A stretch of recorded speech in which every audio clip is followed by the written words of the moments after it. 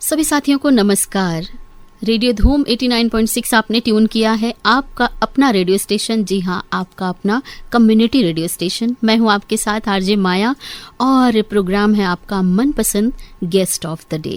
जी हाँ, इस प्रोग्राम में जैसा कि आप सभी जानते हैं, हम आमंत्रित करते हैं एक विशेषज्ञ को, गेस्ट को, जो आपको आपके वेलफेयर या हित से संबंधित कोई ना कोई जानकारी देते हैं। हर बार हम नए विषय के साथ आपके सामने आते हैं।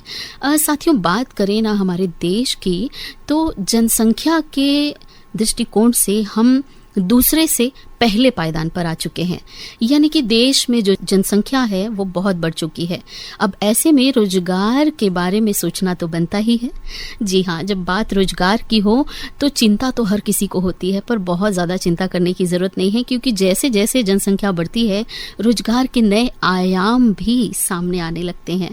और इसी में आज के दौर में जो सबसे ज़्यादा हम देख रहे हैं अपने आसपास, वो है कंटेंट क्रिएशन। जी हाँ, आपको भी सुनकर बहुत अच्छा लगा होगा ना, क्योंकि ये दौर ही कुछ डिजिटल दौर है। और इस दौर में कंटेंट क्रिएशन, पॉडकास्टिंग और यूट्यूब्स, ये सारी चीज़ें बहुत इम्पॉर्टेंट हैं जब हम चाहते हैं इस क्षेत्र में अपना करियर बनाना। तो आज हमारे इस कार्यक्रम में इन्हीं सब विषयों पर चर्चा होगी, और इसके लिए हमारे साथ रेडियो धूम के मंच पर हमने इनवाइट किया है हमारे गेस्ट को। कैसा हो यदि प्रोफेशन और पैशन एक हो। जी हाँ, ऐसे ही एक हमारे गेस्ट हैं मिस्टर तोष रावत, हमारे ही रायगढ़ शहर के एक यूथ एंटरप्रेन्योर, एक यूट्यूबर और एक पॉडकास्टर। तोष जी, आपका बहुत बहुत स्वागत है हमारे रेडियो स्टेशन में। और radio station community radio station, जिसमें हम जो भी विषय लेते हैं उसे सुनकर हमारे जो भी श्रोता हैं, यूथ हैं, उन तक एक ऐसी जानकारी पहुंचे जो उनके करियर के लिए या उनके भविष्य के लिए अच्छी हो। तो आज आप एक बहुत अच्छे विषय के साथ हमारे बीच हैं। उन सब बातों पे तो चर्चा होगी, पर उससे पहले हम तोष जी आपके बारे में जानना चाहते हैं। आपके फैमिली, आपकी पढ़ाई, आपका जो बचपना रहा है, किस प्रकार से आपका अभी तक का सफ़र रहा? ओके, सबसे पहले मैम बहुत बहुत धन्यवाद इस प्लेटफॉर्म में मुझे मौका दिया मेरी कुछ कहानी सुनने के लिए, या फिर लोगों तक कुछ चीज़ें पहुंचानी थी। सो इसके लिए पहले थैंक यू। और जैसे आपने कहा कि मेरा बैकग्राउंड, मेरा बचपन, तो basically I am BTech graduate. मैं एक सिविल इंजीनियर हूँ। अच्छा। और ये मैं 2021 से मेरा इंजीनियरिंग ख़त्म हुआ। और रही बात फैमिली की मैम, तो फैमिली में मम्मी पापा और मैं हैं। बहन की शादी हो गई है। अच्छा। और अभी पूरी रिस्पॉन्सिबिलिटी आने वाली है मेरे पे। तो होता है ना मैम कि आप पढ़ाई करते हो और घर की उम्मीदें रहती है कि आपने इंजीनियरिंग किया, फिर बच्चा जॉब करेगा, फिर आगे रिस्पॉन्सिबिलिटीज़ को आगे लेके जाएगा घर की। जी। तो अब मेरे लाइफ में ऐसा था कि मैं शुरू से ही क्रिएटिव था। हाँ, क्रिएटिव था। सोशल मीडिया जब से आया तब से मैं सोशल मीडिया में एक्टिव रहा हूँ, चीज़ों को ऑब्जर्व किया हूँ। तो जब मैं इंजीनियरिंग में था तो उसी टाइम से जो मेरे सर्कल्स भी थे, थोड़ा एंटरप्रेन्योर दिमाग था सबका। हम लोग ये सोचते थे कॉलेज में कि पढ़ाई तो करते थे, लेकिन ये भी सोचते थे कि मैम कि कॉलेज चलता कैसे है, इतने बच्चे हैं, इतनी फीस अगर दे रहे हैं, हम ये कैलकुलेशन लगाते थे कि कॉलेज में कितना फीस आ रहा है, कितना फंड हो रहा है, टीचर्स को इतना सैलरी जा रहा है। तो वो सारी दिमाग थी मैम, बिजनेस वाली दिमाग थी। तो उसके बाद जैसे जैसे बीटेक का आखिरी समय आया मेरा, तो मुझे ये इतना समझ में आ गया, क्योंकि बहुत से लोग CGPSC PSC की तैयारी कर रहे थे, बहुत से लोग, कुछ क्रैक नहीं हो पा रहा था। और हर फील्ड में मैम 10 या 5% लोग ही जो सक्सेसफुल होते हैं। बिल्कुल। हाँ। तो मुझे जहाँ तक समझ में आया कि अब खुद को पता रहता है मैम हम कितने पानी में हैं। बिल्कुल। तो, और ये पता रहना बहुत ज़रूरी है। हम हवे में तो नहीं जा सकते। जी, बिल्कुल। तो मुझे ये पता था कि मैं गवर्नमेंट सर्विसेज में नहीं जा सकता, मैं ऐसी तैयारी नहीं कर सकता, क्योंकि मुझे पता था कि मैं नहीं कर पाऊंगा। मैं क्या कर सकता हूँ, तो उसलिए तो ये समझ में आया कि मैं थोड़ा सा बिजनेस माइंडेड हूँ, थोड़ा सा डिजिटल अब आ गया है, तो अपॉर्चुनिटीज़ दिख रही थी मुझे। मैं एक्सप्लोर करता था कि बड़ी सिटीज़ में क्या हो रहा है। अच्छा। क्योंकि एक लेयर है मैम, जैसे कोई बड़ी कंट्री होती है, अमेरिका ले लेते हैं, डेवलप कंट्री है, वहाँ से कुछ चीज़ें जो ट्रेंड में आती है 2-3 साल बाद इंडिया में आती है, इंडिया के बड़े शहरों में। और इंडिया के बड़े शहरों में जो चीज़ होती है वो 2-3-4 साल बाद छोटे शहरों में आती है। ये आप ऑब्जर्व किए होंगे, रायगढ़ और ये छत्तीसगढ़ लेवल पे। तो ये सारी चीज़ें हैं। फिर मैं देखा कि क्या चल रहा है। ओवर द टाइम 2021 के बाद मैंने डिजिटल मार्केटिंग एक्सप्लोर किया। मैंने सीखा, चीज़ें सीखी, मैं ऐसे ही ये स्टार्ट नहीं किया, चीज़ें सीखी, देखा क्या हो रहा है क्या नहीं। और उसके बाद डिजिटल मार्केटिंग सीखते सीखते मैं पॉडकास्ट बहुत देखता था। अच्छा। हाँ। तो ये कॉलेज के टाइम से ही है चीज़ें। हम लोग दोस्त जब बातें करते थे तो मैं बहुत अच्छा लिसनर था। और ये कहा जाता है ना कि जो एक अच्छा श्रोता होता है वही एक बहुत अच्छा वक्ता भी होता है। जी जी, ये होता ना कि आप जैसे जैसे चीजें देखोगे वैसे बनोगे। बिल्कुल। हाँ हाँ। कि जैसे भी कंटेंट आप कंज्यूम करोगे देखोगे। तो मुझे कंटेंट क्रिएशन में आना था, क्योंकि मुझे पहले मैम एक सोशल मीडिया कंपनी बनानी थी, एक एजेंसी। अच्छा। ये सोच के मैंने स्टार्ट किया। मैंने सीखी जितने भी डिजिटल मार्केटिंग सर्विसेज हैं, वेबसाइट डेवलपमेंट से लेके एड्स कैसे रन करते, सारी चीज़ें सीखी। तो प्रॉब्लम कहाँ पे आया? क्लाइंट्स ढूंढने में। तो मैंने ये सोचा कि अगर मैं कोई बड़ी कंपनी से जा रहा हूँ क्लाइंट के पास, तो हाँ बोलेंगे कि नहीं इस कंपनी से है, तो क्लाइंट्स समझ में आएगा उनको कि हाँ ये सर्विसेज देते हैं। ये एक चीज़ हो गया, वो तो था नहीं, बड़ी कंपनी थी नहीं। सेकंड, या तो आपको लोग जानते हैं तभी आपसे सर्विसेज लेंगे। तो ये सारी चीज़ें मैं देखा और फिर सोचा कि कंटेंट क्रिएशन में आते हैं। अब कंटेंट क्या बनाया जाए? बहुत से लोग बहुत कुछ कर रहे हैं, सारी चीज़ें कर रहे हैं। फिर सोचा क्यों ना पॉडकास्टिंग करते हैं। पॉडकास्टिंग के जरिए क्या हुआ कि लोग बोले जब मैं स्टार्ट कर रहा था कि तू छोटे शहर से पॉडकास्टिंग करके क्या कर लेगा, ना तेरे पास कोई कनेक्शन है, जीरो पे है तू, कुछ है नहीं तेरे पास, ना तेरे को रायगढ़ में कोई जानते हैं, ऐसा कुछ बहुत सारे लोग बोले। जी जी।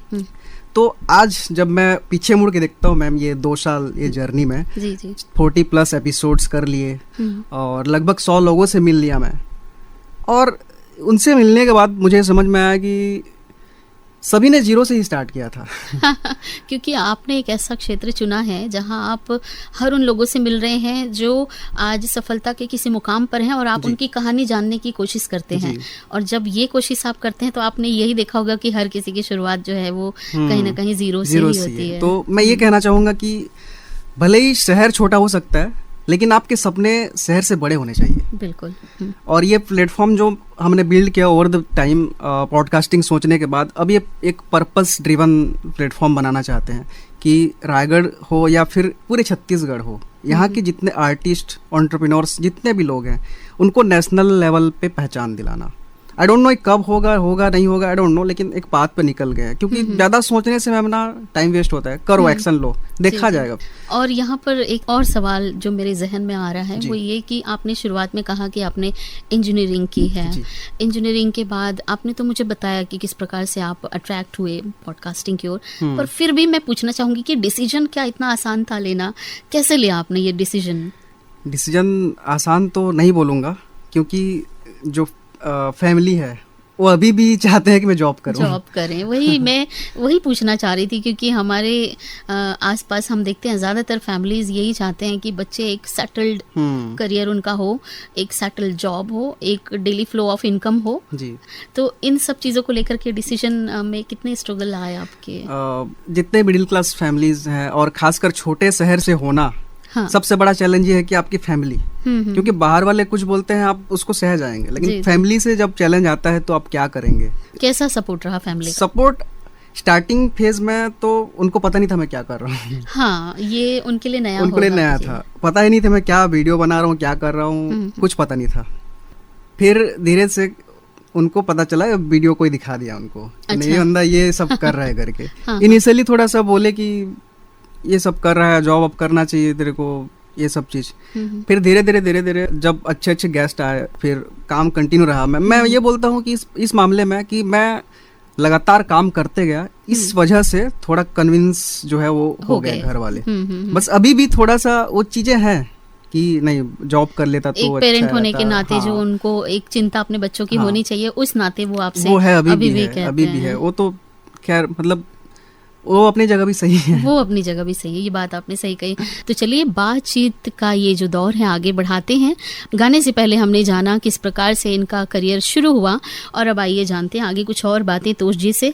तोष जी, रायगढ़ हमारा एक ऐसा शहर है जो यूं तो काफ़ी विकास हुआ है यहाँ पर पिछले कुछ सालों में, पर फिर भी हम मेट्रो सिटी का दर्जा तो अभी फिलहाल अपने शहर को नहीं दे पाते हैं, पर हाँ काफ़ी अच्छे विकास में है। तो रायगढ़ से होने के नाते एक कहीं ना कहीं छोटा शहर है हमारा जो रायगढ़ है।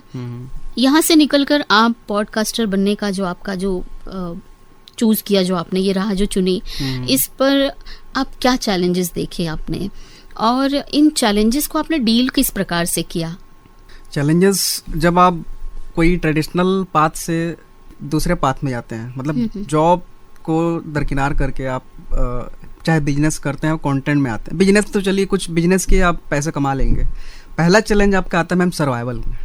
हाँ, क्योंकि आप कुछ काम कर रहे हैं तो सर्वाइवल भी तो चाहिए ना। बिल्कुल, बिना आउटपुट के आप काम कैसे नहीं करेंगे? कर सकते। हाँ। तो वो चैलेंजेस थी। मैंने कुछ प्लान किए थे, कुछ बैकअप्स थे मेरे, तो बट क्या होता है बैकअप्स कुछ टाइम तक ही आपका सपोर्ट करेंगे, और जो एक्सपेक्टेशंस हम रखते हैं खुद से भी कि मैं 1 साल या 6 महीने में इतना पहुंच जाऊंगा, आई थिंक वो हुआ नहीं। तो चैलेंजेस वही है। और उसके बाद यहाँ पे जो सपोर्ट है, इनिशियली बहुत ज़्यादा डिफिकल्ट था मेरे लिए, गेस्ट किसको लाऊं, किसको लाएं। हाँ, गेस्ट। और मैंने पहले बताया मैम कि मुझे ना तो कोई जानता था, हाँ, ना मैं किसी को उस तरीके से जानता था। और आप पढ़ने के लिए शायद बाहर भी गए बाहर थे। मैं रायगढ़ में रहा नहीं ज़्यादा, मैं करीबन 7-8 साल बाहर ही था। जी। तो रायगढ़ में मैं बिल्कुल नया था उस हिसाब से। फिर जो यहाँ के इन्फ्लुएंसर्स हैं, जो लक्षदीप भैया है और ये सौरभ भैया, ये दोनों काफी जाने माने, ये दोनों इन्फ्लुएंसर। हाँ, तो इनसे मिला मैं, इनके साथ पॉडकास्ट किया, इन्होंने कुछ आइडियाज़ दिए, कुछ बताए, रीच आउट कर किनको करने हैं। और मेरे ख्याल से बीच में ये मेरा किस्मत था कि पहली बार रायगढ़ में जब मैंने पॉडकास्ट स्टार्ट किया, उसके 1-1.5 महीने बाद एक इवेंट हुआ था, क्रिएटर इवेंट। अच्छा, पहली बार कोई क्रिएटर इवेंट हुआ था जिसमें पूरे शहर के और शहर के आसपास जितने भी क्रिएटर थे, 80-90 लोग शायद आए थे उसमें। हाँ। वहाँ मैंने कुछ क्रिएटर्स से बात की, मिला, फिर वहाँ से हम आगे बढ़े, आर्टिस्ट मिले कुछ, उनके साथ फिर पॉडकास्टिंग स्टार्ट किया। ये सारी चीज़ें, चैलेंजेस मैम छोटे शहर से होना बहुत बड़ा चैलेंज है, क्योंकि आप ये सोचते हो कि मैं यूट्यूब स्टार्ट किया तो यूट्यूब से मैं 6 महीने मोनेटाइज कर लूँगा, पैसे कमा लूँगा इससे, फिर तो कोई इशू नहीं है। बट ऐसा नहीं है। सस्टेनेबिलिटी बहुत मायने रखती है। सही है। तो सर्वाइवल का चैलेंज मैम और कुछ नहीं है, या तो आप कुछ साथ में करते रहो तो ये सही चीज़ है। और हमारे लिए ये था कि सर्वाइवल के लिए ये था कि हम सोशल मीडिया सर्विसेज भी प्रोवाइड करते हैं। अच्छा। तो इसीलिए कुछ कैश फ्लो बना रहता है। हाँ, अच्छा। इसीलिए हम सर्वाइव मोड। हाँ। तो मोस्ट इम्पोर्टेंट जो चैलेंजेस है छोटे शहर से सर्वाइवल का है मैम, क्योंकि आप लॉन्ग टर्म सोचते हैं। इसीलिए मैं बहुत सारे क्रिएटर्स और आर्टिस्ट को भी देखा हूँ कि स्टार्ट तो करते हैं, हाँ, बट वो फिर बीच में गायब हो जाते हैं। एक लॉन्ग टर्म प्लानिंग जो है वो नहीं होती है, और किसी भी चीज़ को कहते हैं शुरू करना शायद कुछ हद तक आसान है, हाँ, पर उसे बनाए रखना और अंत तक बनाए रखना, ये जो सफ़र है वो काफ़ी कठिन होता है। बिल्कुल सही कहा आपने। तो चैलेंजेस आते हैं, हम भी रुक जाते हैं कभी कभी, बस ये है कि कंटिन्यू रखते जाओ। सेल्फ ऑब्सेशन होता है मैम कि यार मैं रुक गया, नहीं हो पा रहा है, लेकिन अब थोड़ा समझ में आता है कि नहीं, नो इशू, कोई बात नहीं है। हाँ। लंबा देखो, अभी का मत देखो। हाँ। तो चल रहा है मैम बस। चलिए, तो चलिए ये जानकारी आपका हौसला है कहीं ना कहीं, क्योंकि ये हौसला भी बनाए रखना यही हमें आगे लेकर जाता है। कई बार फेलियर से हम रुक जाते हैं, और रुका हुआ तो पानी भी खराब हो जाते हैं, फिर हम तो इंसान हैं। यहाँ एक और बात मैं तुझे आपसे जानना चाहती हूँ कि ये जो कंटेंट क्रिएशन है, अपने आप में ये शब्द के क्या मायने हैं? कंटेंट क्रिएशन सुनने में कुछ आसान सा लगता है, कुछ कंटेंट को क्रिएट करना है, पर इसके पीछे क्या स्ट्रगल है? और दूसरा इसी से रिलेटेड जो मेरा प्रश्न है वो ये कि आज के दौर में हर युवा कंटेंट क्रिएटर बनना चाहता है कहीं ना कहीं, क्योंकि वो अपने आसपास वही चीज़ें देख रहा है।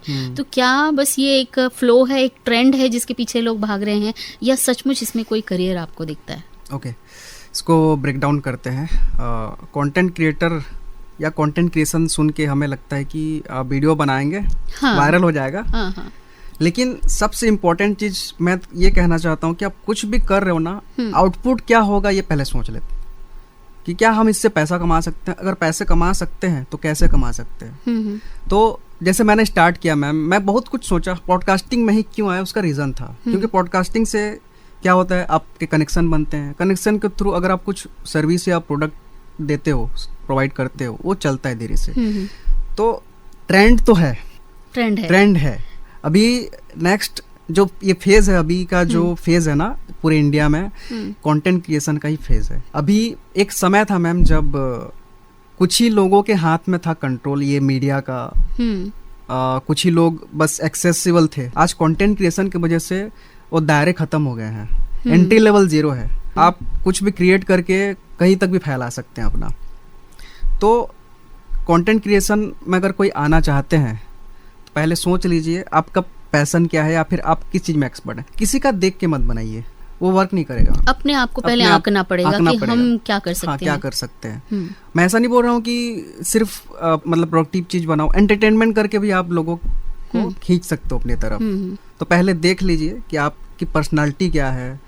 और मोस्ट इम्पॉर्टेंट मैम, कंटेंट और बिजनेस में हम क्या बोलते हैं कि हम कोई प्रोडक्ट दे रहे हैं या सर्विस दे रहे हैं, हम क्या वैल्यू दे रहे हैं सामने वालों को ताकि वो हमें पे करें या फिर अटेंशन दे। सही है। तो कंटेंट को भी आप एक प्रोडक्ट समझ लिए अपना, कि हम कंटेंट क्या दें कि सामने वाले को वैल्यू मिले। और वैल्यू के लिए पे होगा। बिल्कुल। तो 2 कैटेगरीज है इसमें मैम कंटेंट में। अगर मैं मोनेटाइजेशन के बारे में बात करूं, क्योंकि आखिरी में मैम 2 चीजें होती है, एक पैसे कमाना, दूसरा फेम। हाँ। अब पैसे और फेम दोनों कमा सकते हैं। तो आपको पहले चूज करना पड़ेगा कि आप किस कैटेगरी में जा रहे हैं। एंटरटेनमेंट कैटेगरी में जा रहे हैं तो आपके पास स्कोप है फिल्मों में जाने का। अगर कॉमिक कुछ बना रहे हैं या फिर एक्टिंग या डांस कर रहे हैं तो आपको ऑप्शन ये सिर्फ कंटेंट क्रिएशन में ही आगे बढ़ने का मत देखिए, आप उसको एक्सपोज करिए। मतलब एक्सपोजर बहुत सारे हैं। कंटेंट क्रिएट किया आपने, अगर आप कोई एक्टिंग कर रहे हैं, डांस कर रहे हैं या फिर कॉमेडी कर रहे हैं, आप ये सोचो कि इसके थ्रू मैं अपना एक्सपोजर बढ़ाऊंगा, मैं फिल्मों में क्यों ना जाऊं। वो एक रास्ता बन सकता है आपकी सफलता की तरफ, या आपने जो सोचा है हाँ।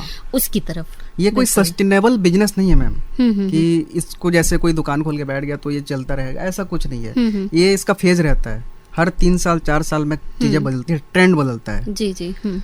जैसे मान लीजिए मैं एक वीडियो एडिटर हूँ या फिर मैं कोई फ्रीलांसिंग वर्क करता हूँ। मेरा एक्सपोजर सोशल मीडिया के थ्रू क्या होगा कि मैं अपना काम दिखाऊं, ज़्यादा ज़्यादा अपने क्रिएटिविटी को दिखाऊं, वहाँ से मैं क्लाइंट्स जनरेट कर सकूं। ये होना चाहिए। बिल्कुल।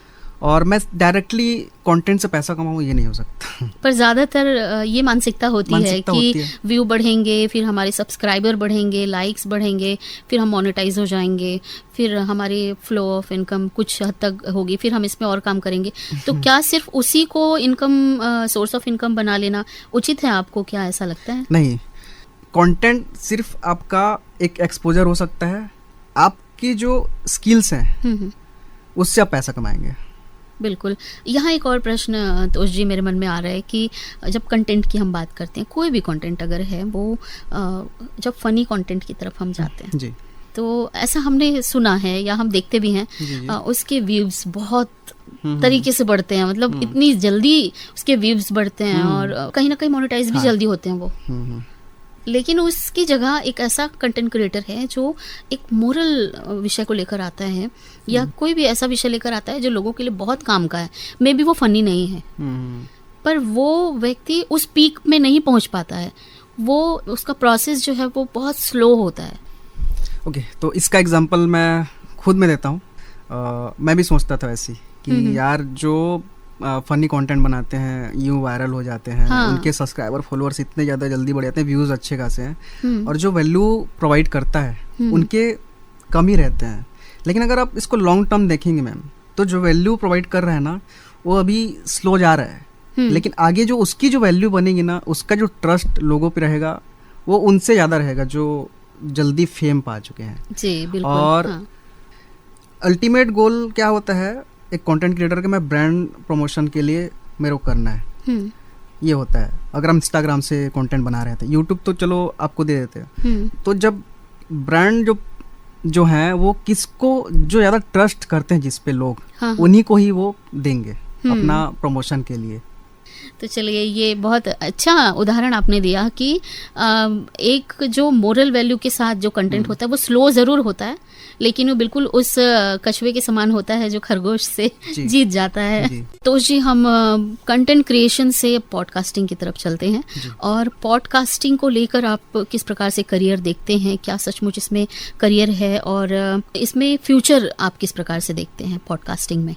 पॉडकास्टिंग कंटेंट क्रिएशन का ही एक पार्ट है, बस फ़र्क इसमें इतना है कि आप एक गेस्ट के साथ आप बातें करते हैं उनसे।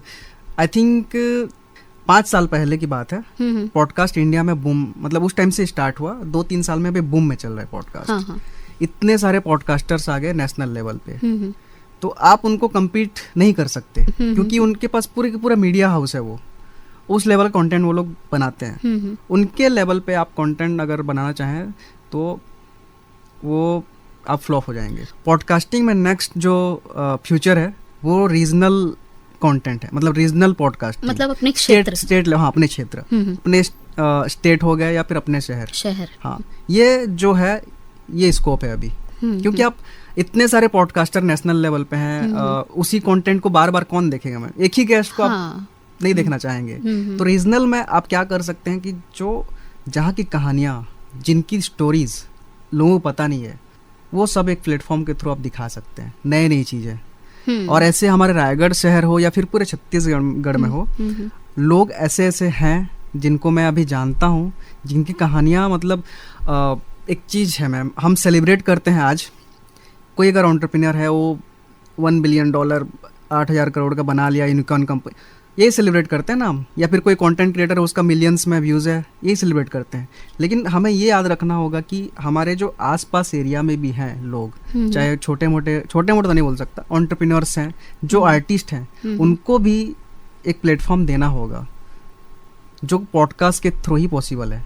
और हमारा जो है, मैंने स्टार्ट पॉडकास्टिंग अपने पैशन से किया, लेकिन अब वो एक मिशन बन गया है। हाँ, कि लोकल जो लोग हैं, आर्टिस्ट हैं, एंटरप्रेन्योर्स हैं, या फिर और भी फील्ड के लोग हैं, उनको एक प्लेटफॉर्म देना ताकि वो अपनी कहानियां बता सकें, बिल्कुल, और एक उनकी पहचान बना सके, और उसके साथ लोग हमें भी जाने। हाँ, और उनके अंदर जो ज्ञान है जी, वो लोगों तक भी पहुंचे।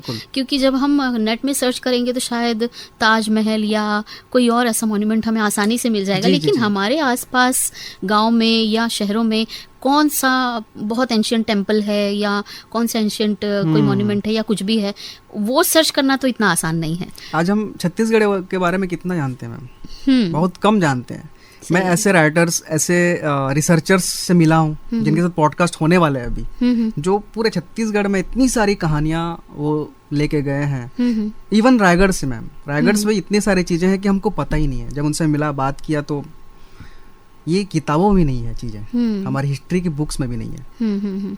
रिसर्च की हुई चीजें तो अनमोल होती हैं ये जो जानकारियां होती हैं। तो अभी हम सिर्फ रायगढ़ में ही नहीं, अभी रायपुर, बिलासपुर जाके हम लोग शूट करते हैं, वहाँ से कहानियाँ, वहाँ की लोगों से मिलते हैं। तो छत्तीसगढ़ और रायगढ़ में पोटेंशियल है अभी पूरा पॉडकास्टिंग को लेके। सिर्फ यहाँ नहीं, किसी भी रीजनल जगह से पॉडकास्टिंग का फ्यूचर है अभी। तो कह सकते हैं कि पॉडकास्टिंग का यदि हम चुनाव करते हैं तो जो हमारे युवा हैं वो रीजनल जगहों से शुरू करें इसे सबसे पहले। और एक डेप्थ होनी चाहिए, एक गहराई होनी चाहिए आपके पॉडकास्टिंग के जो टॉपिक्स हैं उस पे एक गहराई होनी चाहिए। और लोकल चीज़ों को जितना ज़्यादा गहराई के साथ और जानकारियों के साथ हम पेश करें, वो शुरुआत अच्छी होगी। बिल्कुल। चलिए, बहुत अच्छा लगा तोशी जानकर, क्योंकि ये ना बहुत आम लोगों का प्रश्न है कि कंटेंट क्रिएशन या पॉडकास्टिंग में हम कितना करियर हम या हमारा फ्यूचर क्या है। तो पॉडकास्टिंग, आपको एक चीज़ और बताना चाहता हूँ कि स्टार्टिंग इनिशियली आप पैसे नहीं बना सकते। हो सकता है रीजनल कंटेंट ज़्यादा ना देखें, रीजनल लोग ही देखें। तो आप धीरे से बिल्ड करिए। अभी हम इस पोजीशन में हैं कि अभी हम पेड गेस्ट भी लेते हैं। अच्छा। पॉडकास्टिंग में आप मतलब पेड पॉडकास्ट भी कर सकते हैं। हाँ, वो डिपेंड करता है आपके काम पे, आपके काम की गहराई पे, आपके स्किल पे, कि आप जैसे लोगों तक रीच बना रहे हैं। जब आप एक जगह पर पहुंच जाते हैं तो लोग आप तक पहुंचना चाहते हैं, और सामने वाले के पास कुछ होना चाहिए देने के लिए, तभी आप ये सब कर सकते हैं। दोनों आपका ये होना चाहिए थिंकिंग, दोनों साइड से। तो श्रोताओं, आपने ट्यून किया है रेडियो धूम 89.6 FM। मैं हूं आपके साथ, आपकी होस्ट एंड दोस्त आरजे माया।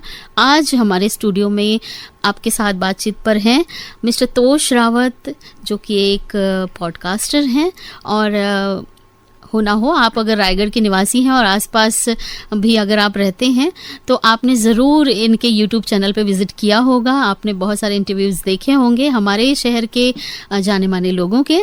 तो चलिए बातचीत का जो दौर है वो हम आगे बढ़ाते हैं।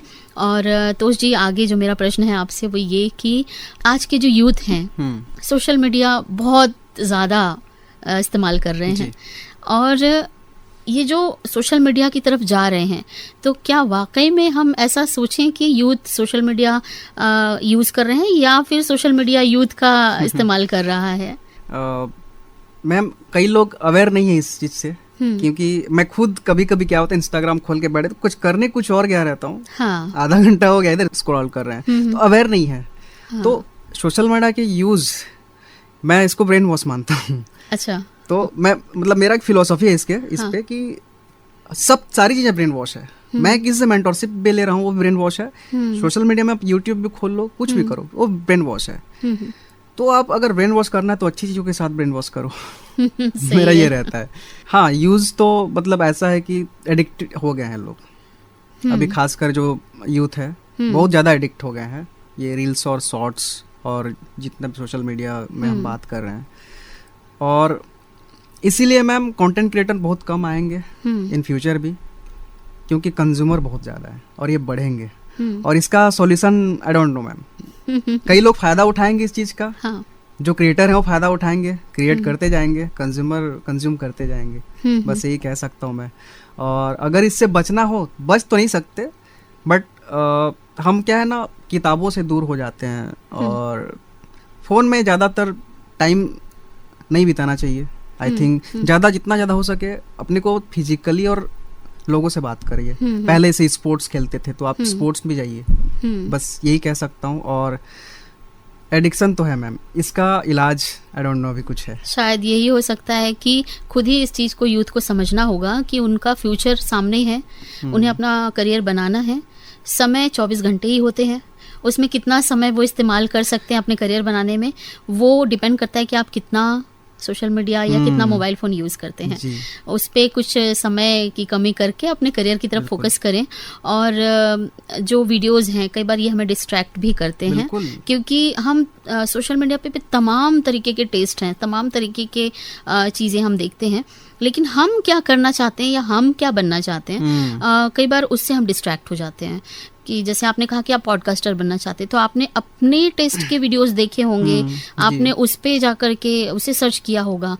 लेकिन जो यूथ है जब वो स्क्रॉल करते हैं तो कई तमाम चीज़ें आती हैं और वो खुद को समझ नहीं पाते होंगे कि उन्हें करना क्या है। अभी जो बात होता है अटेंशन स्पान का, लोगों का जो अटेंशन घट गया है। अब 5 सेकेंड 15 सेकेंड हो गया है। मैं लॉन्ग वीडियो देखता हूँ और मुझे इतना पता है कि जो लोग लॉन्ग वीडियोस देखते हैं वही कुछ ना कुछ क्रिएट कर रहे हैं। नहीं तो स्क्रॉल्स जो करते हैं वो तो स्क्रॉल ही होता है मैम। अब अटेंशन जिसके पास अपने कंट्रोल में है वही है जो सोशल मीडिया को अपने कंट्रोल में करता है। और मुझे लगता है वही जो हैं वो एज अ कस्टमर आपको मिलते हैं, क्योंकि जो स्क्रॉल कर रहे हैं वो आपको एज अ कस्टमर शायद ही मिले, ये भी हम कह सकते हैं। जी। चलिए अब बात करते हैं आर्टिफिशियल इंटेलिजेंस। बिल्कुल नया शब्द है और नया एक आयाम लेकर आया है डिजिटल फील्ड में। इसके बारे में कुछ बताएं। AI अभी ये आने के बाद कंटेंट क्रिएटर्स के लिए कई सारी चीज़ आसान हुई है मैम। जैसे मैं खुद पहले जब स्टार्टिंग इनिशियल डेज पे था तो मैनुअली करता था बहुत सारी चीज़ें। अब अगर आपको कुछ आइडिया लेना है, कंटेंट से रिलेटेड आइडिया लेना है, कि आपको बस कमांड देना आना चाहिए, आप क्या चाहते हैं। ChatGPT है आपके पास, वो आपको सारी चीज़ें बता देगा। इवन बिजनेस मॉडल्स तो बता देते हैं। अच्छा। इवन अगर मैं कैसे करता हूँ आपको बताता हूँ। जैसे मान लीजिए मैं अपने फील्ड में पॉडकास्टिंग है, मैं क्या करूँगा, जितने टॉप पॉडकास्टर्स हैं उनके यूट्यूब इंस्टाग्राम लिंक्स को मैं डाल दूंगा, उसमें कमांड दूंगा कि इनको एनालाइज करो और कंपटीशन कहाँ पे है मेरा इनके साथ और मेरा भी, फिर वो डिटेल बता देते हैं। इतना पावरफुल है ये। और इसे तो जहाँ तक मैं देख रही हूँ इसे तो बस एक कार्टून पिक्चर की तरह लोग इस्तेमाल कर रहे हैं, जहाँ तक मुझे समझ में आ रहा है। इवन मैं भी ये बात जानने से पहले मुझे भी यही पता था कि अपने फोटोज को एक कार्टून कैरेक्टर के रूप में कन्वर्ट कर लीजिए। पर ऐसा नहीं है। ऐसा नहीं है, आप बहुत सारी चीज़ें कर सकते हो उसमें। अगर आप सोचिए ना मैम कि आप एक फ़ोटोज़ से ऐसा कुछ बना सकती हैं, तो इसमें अपने काम के लिए कुछ नहीं बना सकते क्या? अभी आई डोंट नो, मतलब AI आने के बाद लोग उसका गलत तरीके से भी यूज़ कर रहे हैं बहुत ज़्यादा। सोशल मीडिया पे दिख जाता है चीज़ें जो एकदम गलत तरीके से फोटोज़ को यूज़ कर रहे हैं। तो आई थिंक इसको क्रिएटिव चीज़ों में अगर यूज़ करें तो ये अच्छा होगा, क्योंकि सोशल मीडिया एक चीज़ है, एल्गोरिदम, अब नया चीज़ AI। आप किससे बचेंगे आप? सही तो है। ये चीज़ है, तो AI का यूज़ आप करिए क्रिएटिविटी में, अब बिजनेस प्लानिंग में। अगर आप अच्छा, एक चीज़ जो मैं करता हूँ इसके लिए मैं बताना चाहूँगा कि हम कोई भी चीज़ करते हैं तो किसी एक्सपर्ट को पूछने जाते हैं। अगर डॉक्टरी करना है डॉक्टर से पूछेंगे, कुछ भी पर्टिकुलर फील्ड में हम पूछने जाते हैं। हाँ। लेकिन जो AI है, जो ChatGPT है, उसके पास पूरे ह्यूमैनिटी का डेटा है। अच्छा। उसको आप सही क्वेश्चन करिए, आपको आंसर बताएगा वो। तो मैं उससे क्वेश्चन करता हूँ सारी चीज़ें, जितने आइडियाज़ लेना है, कंटेंट से रिलेटेड हो गया, और टाइम बचाता है मैम। चलिए, ये एक बहुत इंपॉर्टेंट जानकारी जो भी यूथ हमें इस वक्त सुन रहे होंगे उनकी तक पहुंची है आपके माध्यम से कि ChatGPT जो आपने कहा वो कितने काम की चीज़ है। बहुत काम की मैम। चलिए, बहुत अच्छी जानकारी आपने दी। बस उसमें आपको कमांड देना आना चाहिए, सवाल सही पूछने आने चाहिए। अब तोष जी, हम फिर से अपने शहर में आते हैं, रायगढ़ में। आपने 40 से ज़्यादा पॉडकास्ट कर चुके हैं अपने चैनल में आपने, और तकरीबन 100 लोगों से आपकी मुलाकात इस बीच में हुई है, बहुत सारे लोगों से आप मिल चुके हैं। ये सब कुछ करते हुए क्या एक्सपीरियंस आपने किया, क्या अनुभव किया, क्या चाहती है रायगढ़ की जनता, क्या सोचती है, क्या कहेंगे इसके बारे में? जितने लोगों से मिला, बहुत प्यार मिला उनसे, सभी ने सराहा काम को। लेकिन जहाँ मेरा जो ऑब्जर्वेशन था यहाँ के आर्टिस्ट को लेके स्पेशली, उनका बोलना भी है कि ग्रोथ यहाँ पे नहीं है मैम। मतलब उनके लिए एक artist, as a artist growth नहीं है यहाँ पे। कई सारे चीज़ें हैं, जैसे स्टार्टिंग में बात किया मैम कि मिडिल क्लास फैमिली से बहुत से लोग आते हैं, सर्वाइवल का भी चीज़ें रहती है। तो वो एक चीज़ है यहाँ पे रायगढ़ में कि यहाँ की जनता शायद एक्सेप्ट ना करती हो, फिर जनरेशन गैप हो सकता है जो नए लोग हैं उनके बीच। और जैसे पॉडकास्टिंग भी मैम, मे भी बहुत सारे लोग जानते ना हो अभी पॉडकास्टिंग यहाँ पे क्या होता है, ये भी चीज़ें हैं। तो रायगढ़ में पोटेंशियल है, यहाँ की यूथ बहुत ज़्यादा मतलब हंग्री है कुछ करने के लिए। लेकिन जहाँ पे कुछ करने का चीज़ आता है ना मैम, तो वहाँ पे लोग थोड़ा सा कमज़ोर हो जाते हैं। इसका रीज़न है सपोर्ट ना मिलना। और एक चीज़ मैं देखा हूँ यहाँ पे कि अगर हम 2 आर्टिस्ट हैं, मैं कुछ अच्छा कर जाऊंगा तो दूसरा बोलेगा, थोड़ा सा वो हो जाते हैं, जेलसी आ जाती है मैम। मतलब हर कोई ऐसा नहीं है। हाँ, ये बहुत सारी चीज़ें हैं। तो जितने भी आर्टिस्ट हैं और उनसे मिला, उनसे बात किया, वो लोग खुद बोलते हैं कि अब यहाँ कुछ नहीं होने वाला।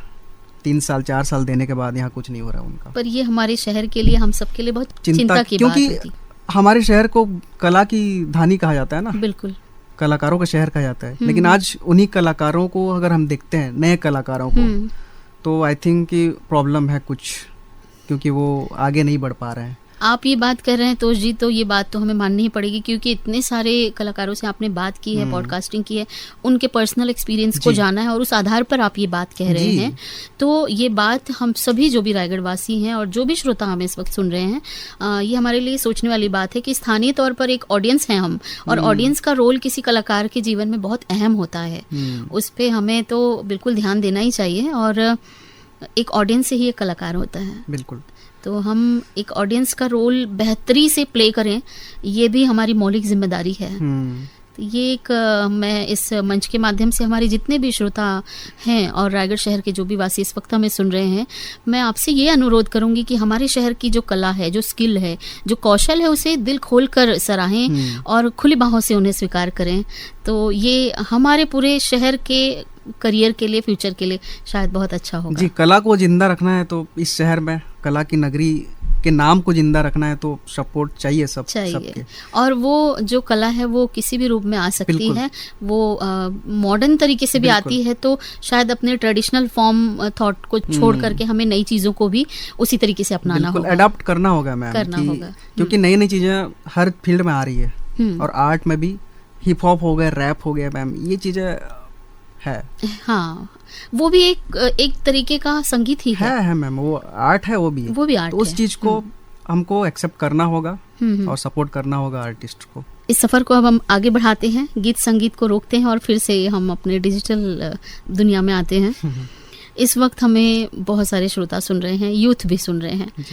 तो यहाँ इस मोड़ में आकर के तोष जी मैं जानना चाहूँगी, कहना चाहूँगी कि हमारे जो यूथ इस वक्त हमें सुन रहे हैं, उन्हें आप इस फील्ड में जो भी करियर बनाना चाहते हैं, उन्हें क्या संदेश देना चाहते हैं, क्या ऑनेस्ट मैसेज उन तक पहुँचाना चाहते हैं? मैं भी खुद उस फेज़ में हूँ जहाँ पे अभी ग्रोथ फेज़ में हूँ। मैं पूरी तरह से तो बना नहीं हूँ।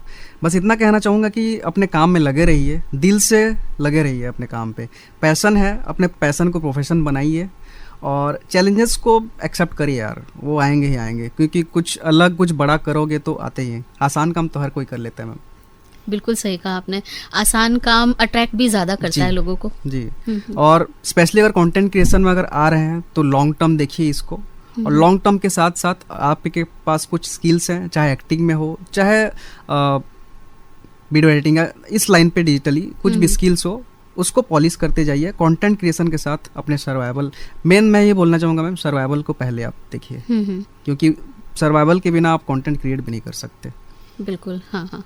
तो ये है, और हिम्मत रखिए खुद पे, और जो पहले मैंने बोला था कि शहर छोटा हो सकता है लेकिन आपके सपने शहर से बड़े होने चाहिए। बिल्कुल बिल्कुल। और जो श्रोता इस वक्त हमें सुन रहे हैं, आपका मैसेज उन तक पहुंच गया है ऐसी हम आशा करते हैं, और शायद मोटिवेट भी हुए होंगे, क्योंकि आप भी उन्हीं के ग्रुप से बिलोंग करते हैं। आप भी यूथ हैं हमारे शहर के, इंजीनियरिंग छोड़कर आपने ये फील्ड चुना है, तो आपने एक लॉन्ग टर्म प्लानिंग के साथ चुना होगा। हमारी शुभकामनाएं आपके साथ हैं। धन्यवाद। और अंत में मैं जानना चाहूँगी तोष जी, रेडियो धूम आकर आपको कैसा लगा? ये मेरा पहला इंटरव्यू है। अच्छा। और बहुत ही अच्छा एक्सपीरियंस था आपसे बात करके। आपके जो क्वेश्चंस थे काफ़ी सही थे, मतलब पहली बार है तो थोड़ा नर्वस तो था क्योंकि आज तक सिर्फ मैं सवाल पूछता था लोगों से, आज मुझसे सवाल किया गया।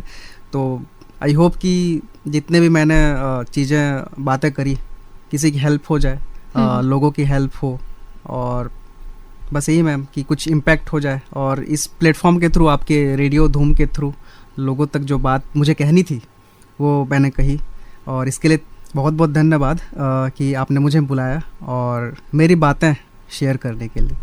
आपका भी बहुत बहुत धन्यवाद तोष जी, हमें बहुत अमूल्य समय आपने दिया है और बहुत अमूल्य जानकारियाँ दी हैं। अपने करियर से, अपने अनुभव से जुड़ी जो बातें यहाँ इस मंच पर आपने साझा की हैं, हमारी आशा है कि वो हमारे सभी श्रोताओं के बहुत काम आने वाली है। फिर से आपका बहुत बहुत धन्यवाद। Thank you ma'am.